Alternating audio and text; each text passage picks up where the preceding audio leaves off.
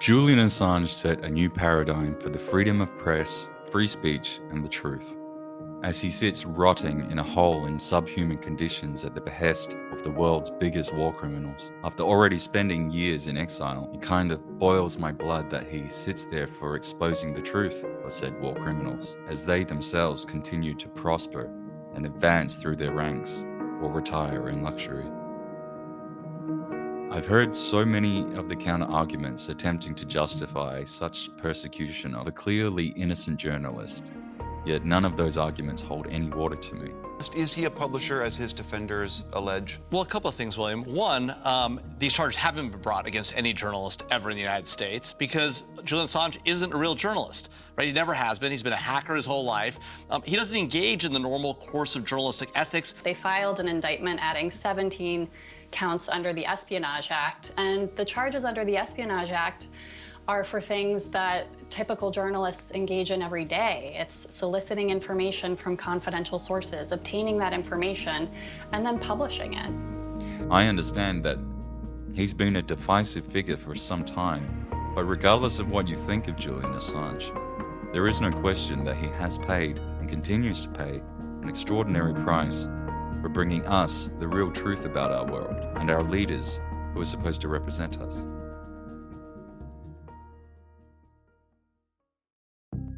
The truth is something that we don't always like, yet it is essential in our pursuit of living. It's the course we follow to survive and succeed in this game we call life. You may have also noticed lately, it's becoming harder and harder to discern the truth in this upside-down clown show of a world that we're living in. And I dare say our troubled relationship with the truth in recent times has been a significant causal factor in just how clownish and backward and bizarre this world truly has become.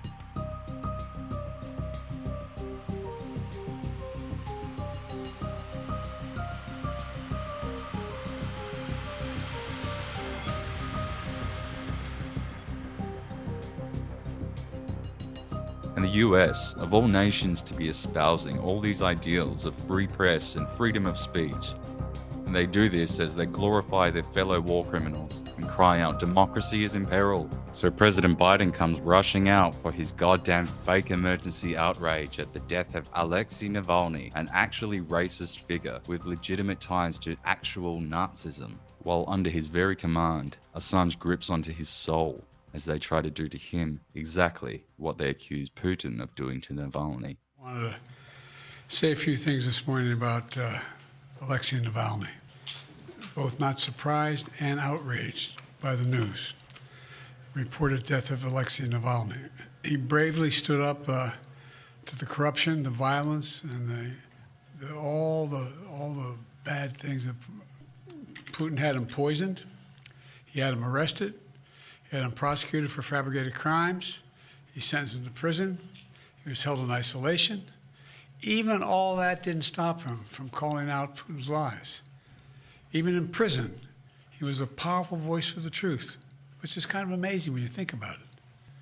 Reports of his death, if they're true, and I have no reason to believe they're not, Russian authorities are going to tell their own story. But make no mistake, Putin is responsible for Navalny's death. Putin is responsible. For the past 13 years, Julian Assange has been held in various states of continuous captivity.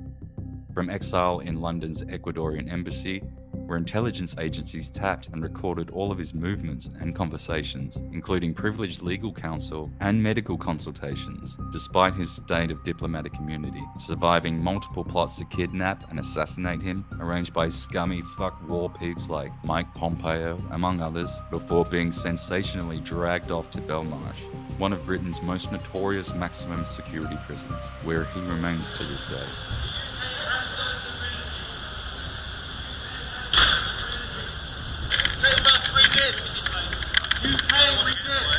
No worries.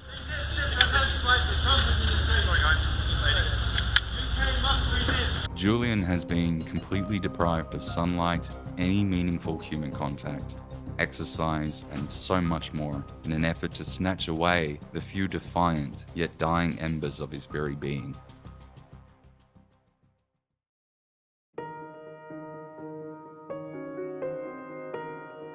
All of this prolonged torture and deprivation of basic human rights has taken a very evident toll on Julian, and it is clear that they're trying to kill him slowly. If he is not set free very soon, they may just get their wish. Now, I know that you've seen Julian in prison recently with your children, but I just want to keep that connection alive with Australia. Do you know what Julian Assange would say to Anthony Albanese about what he could do in the period of time that lies ahead of us? He would say, "Prime Minister, save my life."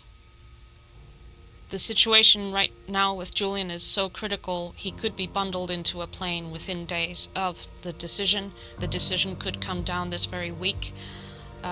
Once he's in US custody, he's going to be put in the deepest, darkest hole in the US prison system, and it will be much harder for him to be freed. He cannot survive. Julian will be put in a hole if he is extradited. There is no doubt about that. He will be put in a hole so far and deep that I don't think I'll ever see him again. I have been sustained by your solidarity, and I'm grateful for the efforts of people all around the world. You know, I'm a bit institutionalized. There are police who have sight of every window in the embassy. That is extraordinary. Including in the interior firewalls, they hide behind the toilet window.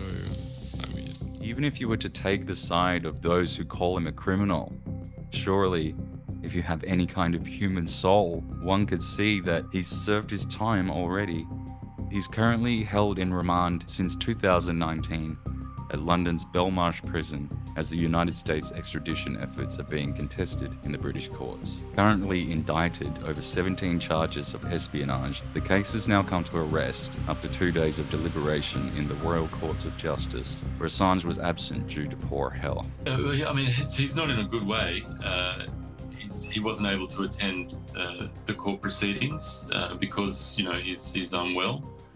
So that's the toll that this whole process is taking on him.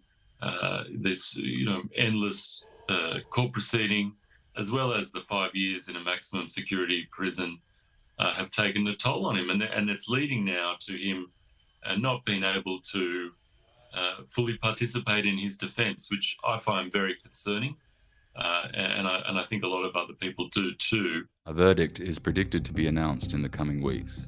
This is regarded as being Julian's last chance at being rescued from the grim fate that he faces in the US legal system, where he is almost certain to be tried before an incredibly biased court with deep ties to the intelligence community.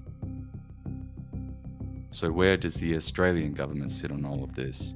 Well, to be honest, they've mostly kept their mouths shut and just abandoned him.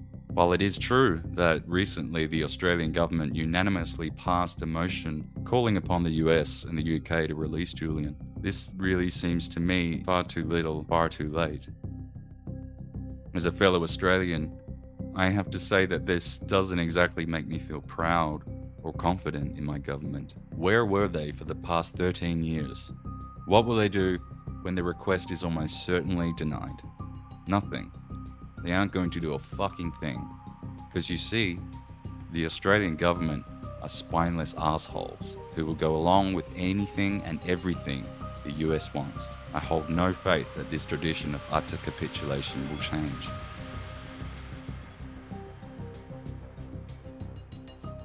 Think of all the heinous war crimes we paid for over the past 30, 40 years, which Assange, a journalist and founder of Wikileaks, made public for the world to rightly know. All of these insatiable fucking war pigs who strike and plunder with impunity. How many of them do you see on trial in this manner? Or at all? How many of them have been persecuted like this?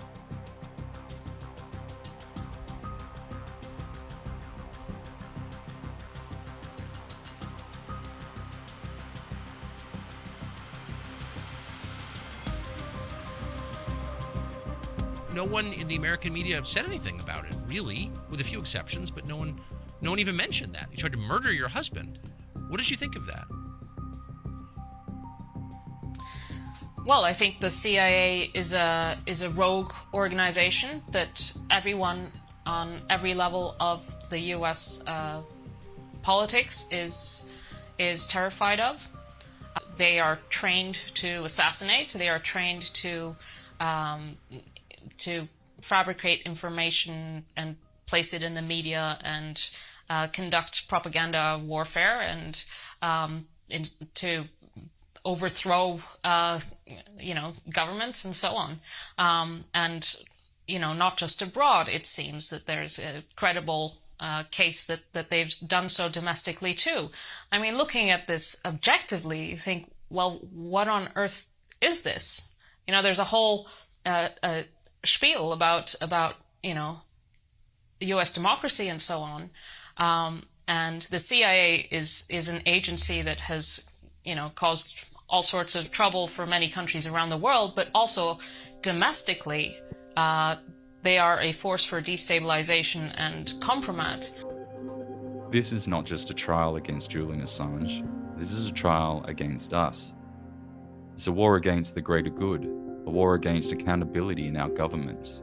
It's a war against the truth, something so vital to our survival, yet somehow so evanescent and painfully obscured.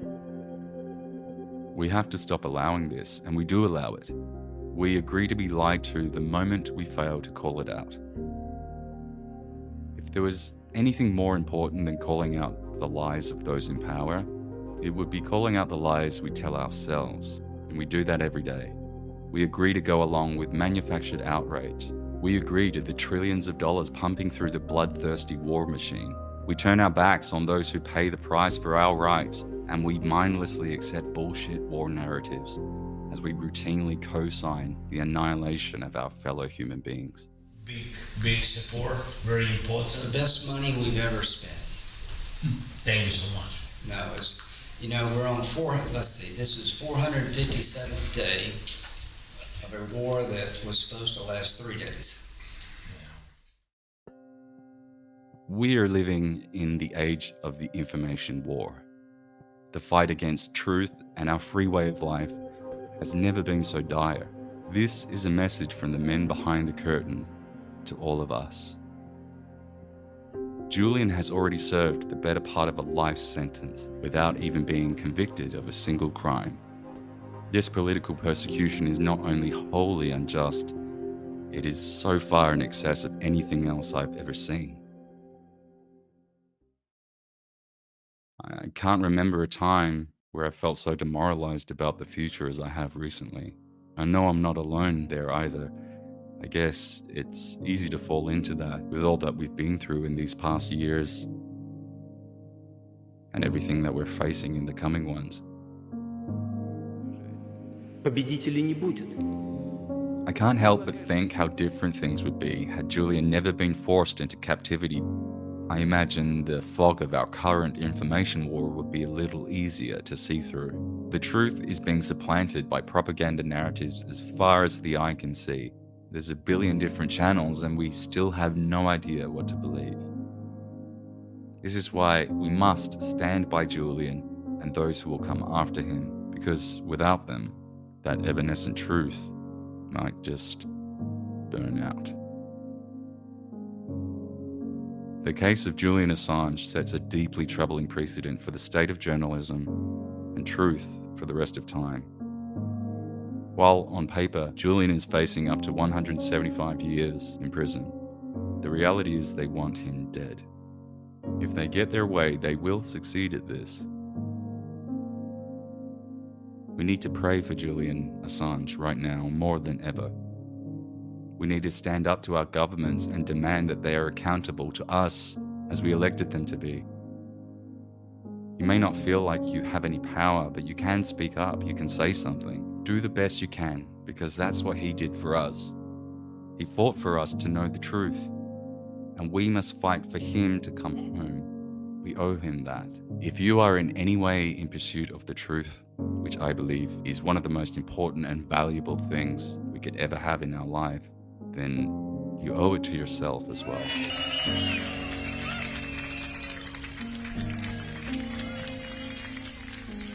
So, a day of legal arguments, but really what it was an indictment of a rogue agency, the Central Intelligence Agency, which pops up in each of the arguments. Whether it was Julian exposing their torture program and their involvement in illegal killings, or their own plots to murder him. We have to ask the question, are we entering into a phase of continued war? Because Afghanistan, prior to its invasion, was the second poorest country on earth. We have two superpowers, one the United States and the other Europe. These two superpowers have been unable to subjugate Afghanistan. Can they subjugate Afghanistan? Of course they can, because the goal is not to completely subjugate Afghanistan. The goal is to use Afghanistan to wash money out of the tax bases of the United States, out of the tax bases of European countries, through Afghanistan and back into the hands of a transnational security element. That is the goal, i.e. the goal is to have an endless war, not a successful war. Very soon, within the next few years, it will become the normal for there to be a constant war in the West. People will reach maturity and adulthood under the understanding that there is always a war. And at that point, war will not be something that is unusual or surprising. The BELMARSH Tribunal has come to Sydney almost 4 years into Julian's arbitrary detention, arbitrary imprisonment in BELMARSH High Security Prison in southeast London. Julian was arrested on the 11th of April 2019, and every day since then he has been in a cell in this horrible place alongside actual criminals and convicts and dangerous individuals. You've heard today a lot of detail about what the US is actually accusing him of, which is journalism, which is doing the right thing, which is trying to get states to follow their own rules and actually obey the law. Julian's work has been an indictment of how the United States and its allies have conducted themselves. Our youngest child has now turned 4, and Julian will have spent 4 years in BELMARSH prison on the 11th of April 2023. Julian's day-to-day existence is made tolerable through his contact with the outside world, a contact that would be impossible if he were extradited, and a contact that, even in its minimal form, is a lifeline. There is no pretense that what is happening here is a legal process, a legitimate process. This is a political case. This is the CIA director, the Secretary of State, putting pressure on the DOJ to extradite Julian. It is not his place, but he admits it himself, because Australia is the most important ally to the United States. It is more important than Israel in the Middle East. It is more important than the United Kingdom. It is the most important ally because of China. And Australia has the power to bring Julian home. The Prime Minister, more than anyone, holds Julian's fate in his hands. And so, I ask the Prime Minister, Anthony Albanese, to take Julian's fate in his hands and bring him home to us, bring him home to our kids, bring him home to me, and end his suffering. It is time for Julian Assange to come home. Jumps up on you, it smells you, goes back, you have to stay still, the children have to stay still. And it's quite intimidating, a dog search. And they have to do this just to see their father once a week. Think about that. And why? What has Julian done? He published the truth about war crimes against a powerful government that is exerting its power to punish him.